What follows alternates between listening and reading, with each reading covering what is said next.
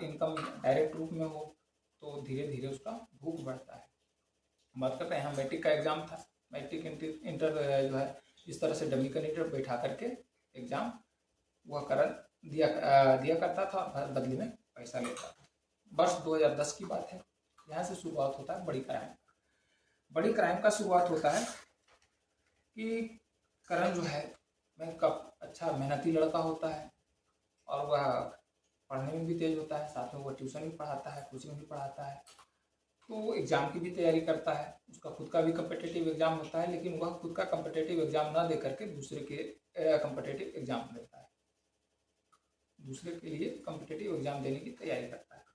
होता क्या है कि एक लड़का जो होता है, जिसको जो कैंडिडेट होता है, जिसको जॉब करना होता है, वह फॉर्म फिलअप करता है और उसके बदले में जो दूसरा कैंडिडेट है वह एग्ज़ाम देता है और एग्ज़ाम देने के बाद जो है उसका रिजल्ट आता है।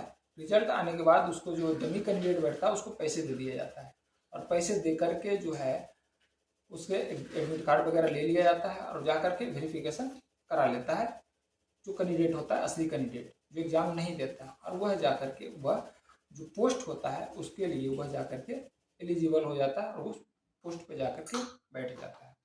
क्राइम ये जो है एक ऐसा क्राइम है जिसकी शुरुआत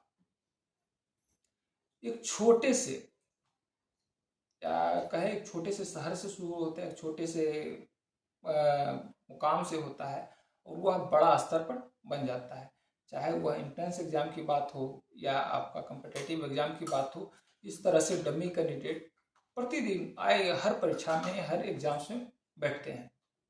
बात यहाँ एक करण की नहीं है, ऐसे कई हजारों कैंडिडेट्स हैं या हजारों डमी कैंडिडेट्स हैं जो दूसरे का एग्जाम दे करके उसका एग्जाम निकालते हैं और बदले में मुंह मांगी रकम लेते हैं। ये लंबी प्रक्रिया है और इसमें सिर्फ जो है ये जो कैंडिडेट बैठने वाले कैंडिडेट जो दूसरे का एग्जाम देता है या जो गार्जियन होता है ये नहीं शामिल होता, इसमें बड़े बड़े अधिकारी तक शामिल होते हैं। जैसे एग्जाम दे दिया, एग्जाम देने के बाद जो है अब सेंटर पे है, सेंटर पर अगर नहीं पकड़ा गया तो क्या एग्जाम दे दिया, एग्जाम सक्सेसफुल हुआ, रिजल्ट होता है। रिजल्ट होने के बाद क्या है, वेरिफिकेशन की बारी आती है। वेरिफिकेशन में है कि थंब इम्प्रेशन हो गया, आपका फोटो मैच हो गया और कई तरह से सिग्नेचर हो गया, इसका मिलान किया जाता है। उस समय अगर पकड़ा जाता है तो उसके अधिकारी जो होते हैं उसको पैसे खिलाया जाता है, तब जाकर के एक एग्जाम क्लियर होता है। और एक डमी कैंडिडेट जो एग्जाम देता है, एग्जाम क्लियर करा करके एक जो फेक कैंडिडेट होता